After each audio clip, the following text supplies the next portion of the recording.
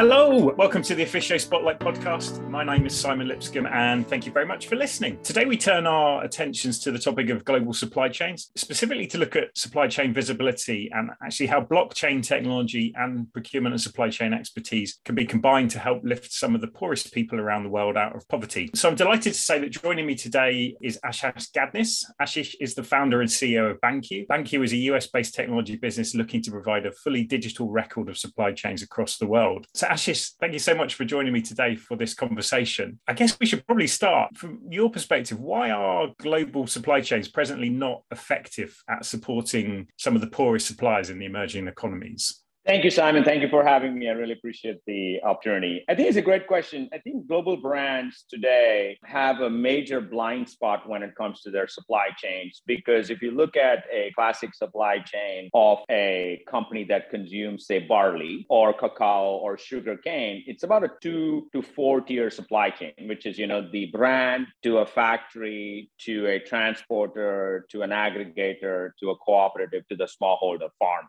If you look at that very concrete example of supply chain, global brands tend to not have any information past the tier 1 or tier 2. They're relying heavily on the middleman, an NGO, or some sort of an aggregated data. And that's a problem, not because these supply chains need to be completely integrated, but because these supply chains actually have some of the poorest people in the world doing the hardest work. So when you say, hey, I'm paying $12 for a cup of coffee that says fair trade, the question to ask is, really, is it fair trade? And did the mother on the Zambia-Congo border actually get paid for that coffee that you have in your hand that says fair trade? And I think that is the blind spot. And a lot of global brands today are jumping on the ESG bandwagon, right? It's the right thing to do, but you can't prove ESG if your supply chain is not traceable, not transparent, and most importantly, equitable. And that's the flaw, is that supply chains don't have all three elements together.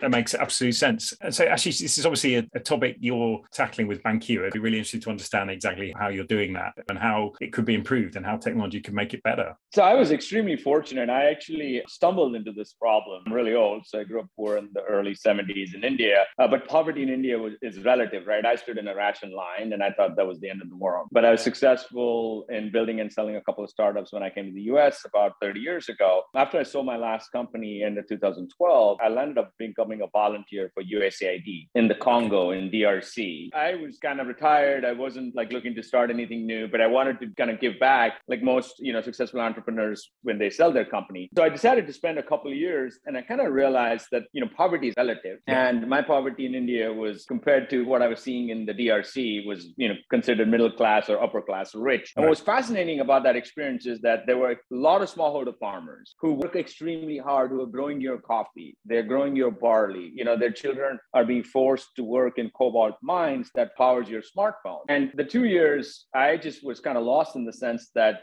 massive supply chain go into places like DRC, yet people in DRC are living in extreme poverty. And for me, it all came crashing down at the end of 2014 because one of the mama farmers, women are smarter than men. If you disagree, jump off the stall. It's just a fact, right? And she wanted to open a bank account. And this mother was refused a bank account, even though she was participating in the global supply chain of coffee and cacao and maize, you name it. And the local bank said, hey, we can't bank her, but we'll bank you, looking at me. And that's where the name comes from. And it kind of really, really bothered me, because how can we live in a world that is so sophisticated? We have Facebook, WhatsApp, internet, you name it, mobile money, M-Pesa. And the mother was unbanked because she could not prove her existence in that supply chain. And that kind of hit me really hard, because all my geekiness around technology was built around aggregating data, owning data, monetizing data. And at that moment, I had no answer,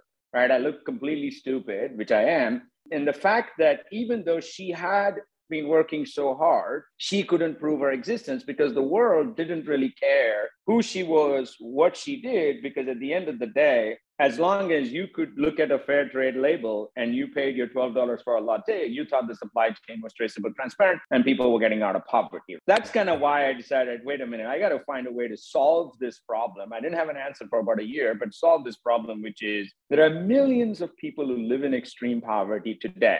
They're your smallholder farmers, they're your waste pickers, they're your garbage collectors, they're your artisanal miners who feed the supply chain every single day, from the shirt you wear to the phone you're going to use to the coffee you'll drink, but are completely invisible because they cannot prove their participation in that supply chain. That's how I stumbled into the problem. Understood. And Ashish, the problem of unbanked people in emerging economies is a huge one, I'm assuming. And is that because at the moment, most of those transactions are happening kind of on paper or without any trace at all? The problem is more than just unbanked, right? The problem is that a lot of these transactions are happening on paper, completely manual, but there's no verification. Take a very concrete example, right? So your listeners, if you can put yourself in the shoes of that mama farmer who got up this morning and harvested her cassava or barley. She brings it to a cooperative. The cooperative then aggregates it, brings it to a transporter, and they aggregate it and bring it to a mill. In that very simple example, and this is supply chain. So when the mother gives her crop to the cooperative, it's a chain of custody. If you're a supply chain geek, then in that case, both parties, the mother, the co-op, should actually be able to say that transaction happened.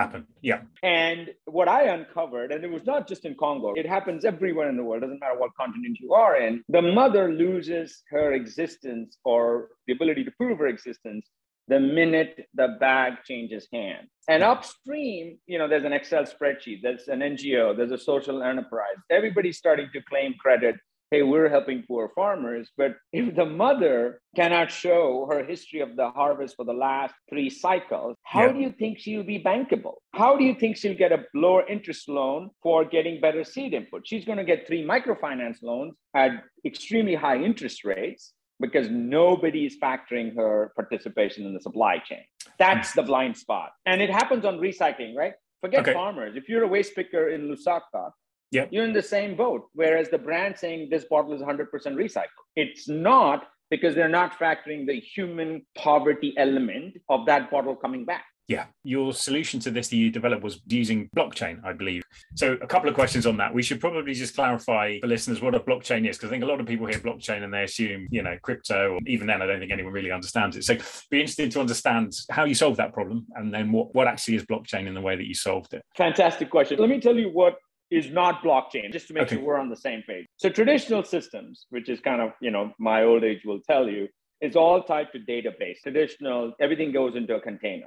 And in that same example where the mama sells the crop, somebody has an Excel spreadsheet, and then it moves upstream to an SAP, Oracle, Ariba, you name it. And it's all aggregated data, but it's going into a database, which means that somebody who controls that database has power over that data. Correct? I'm just giving you what happens non-blockchain, right? Non-BanQu. And the mother gets a paper receipt, and that paper receipt will disintegrate and it will be lost. Or take a fraud example. If she sold a bag of barley at 40 kilos, 16% moisture to an aggregator or cooperative, she may or may not get paid. Let's just say she got paid. Somebody could then dry that crop to 12% moisture and never tell the mama that there was incentive if she dried the crop herself. So in those 2 examples, the flaw with the current system is that it's at a disadvantage for the poorest people because they have no say in what the data is being captured, whereas they are the ones who are the most critical part of that supply chain. So now why blockchain, right? And we use blockchain without cryptocurrency. So if you have listeners, who are thinking about energy and I can just straight away say that we don't use cryptocurrency, and our footprint is no different from you accessing your email. And here's why we don't use cryptocurrency, because I've not met a mother on the Zambia-Congo border or in Mexico or in Colombia said, pay me in crypto. She needs her 40 kwacha to get food for a child tonight, right? Dire circumstances, not being dramatic. So why we went down the blockchain path was that it's a very simple, plain English definition, which is if 2 or more people participate in one transaction, both or all parties get a copy of that same transaction.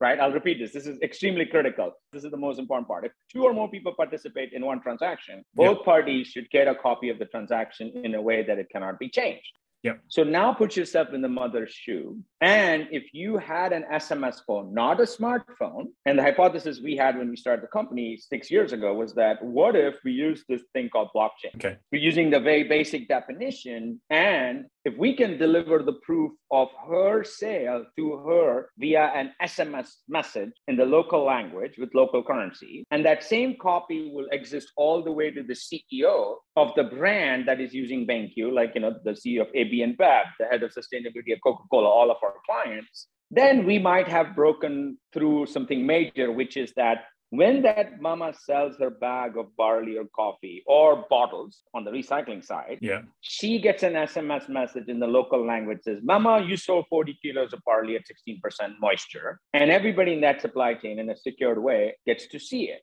And that is why we went down the blockchain path, because for the first time, the mother can say, hey, I exist. And if you don't trust me, my SMS message will mirror the same transaction copy on the phone of the CEO of AB and Bev. Plain, dumb, and stupid, but it's that easy to explain. It's that ownership of the data that's critical to the mama farmer. She's not borrowing that data. She owns that data. And she has to, right? That's the whole idea of GDPR compliance. That's the whole idea of POPI compliance in Africa, is that we have been monetizing poor people's data for the last 50 years. Yet some of the poorest people in the world have no ability to say that they exist. I'll give you a good example, right? If you walk out the door right now as Simon, but one caveat, and you go to a car dealership and you cannot prove where you work, and you cannot prove your pay stub, and you cannot prove your education, what do you think your experience will be? Tell me. Pretty poor. Pretty poor. Now flip that and make yourself a mama farmer on the Zambia-Congo border. What do you think your experience will be now? Same. Right? Even worse, right? And that's kind of the point. It's less about BanQu, less about blockchain. It's kind of the most fundamental disconnects we've had in our supply chains that nobody bothered to actually fix. I suppose one of the other questions, in some of these very poor countries where you're working, what are the challenges? I mean, I understand that model entirely, right? But it's probably easy to say, but practically delivering that level of transparency and that level of data to the very poorest people in the world, what are the real world challenges on that? So there are three main challenges, right? So number one, there's a romance around ESG and poverty in the world today,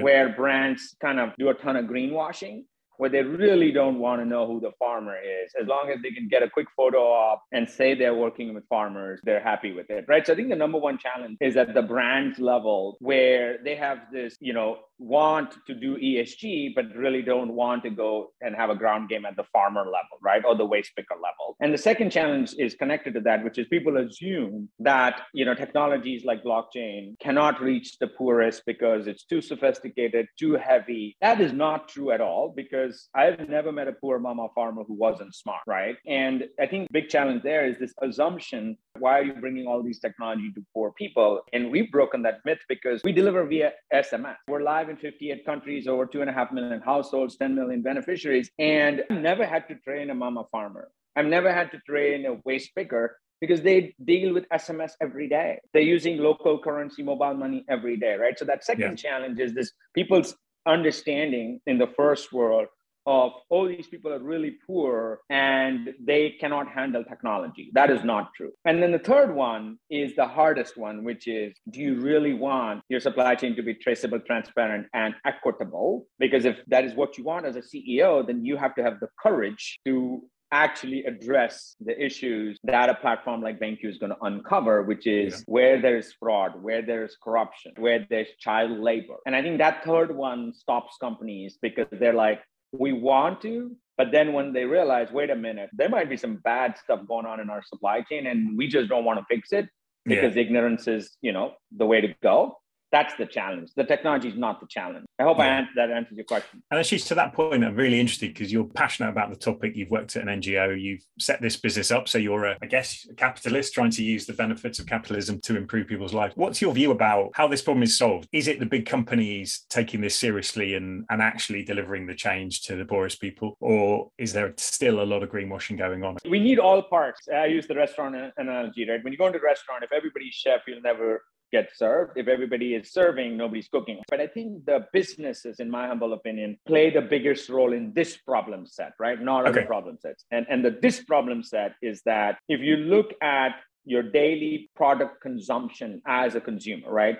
clothes, iPhones, food, they are connected to these supply chains where there's extreme poverty. And the approach we took was, we're a for-profit software company. We're for-profit for purpose. And I think brands, in my humble opinion, have the biggest opportunity to make the biggest change because they are the ones who are sourcing from the last mile, or they want their materials to come back from the first mile, which is recycling of batteries, HTP, clothes, things like that. Yeah. So take a simple example of fashion. If you see the latest news in the last 4 or 5 days, there's a massive fast fashion dump that's happening in Ghana. People are just dumping used clothes into Ghana, which is like deja vu because people were dumping plastic in Ghana, not too long ago. In my opinion, brands need to stop kind of thinking about CSR, right? Corporate social responsibility, or handing their responsibility to an NGO. They got to take a capitalist approach, in my humble opinion, but with a purpose lens. And the purpose lens says, hey, if we're going to source cacao in Ghana, then you can't just say we don't have child labor because you don't know who the farmer is. If you know who the farmer is, then you're going to reduce child labor,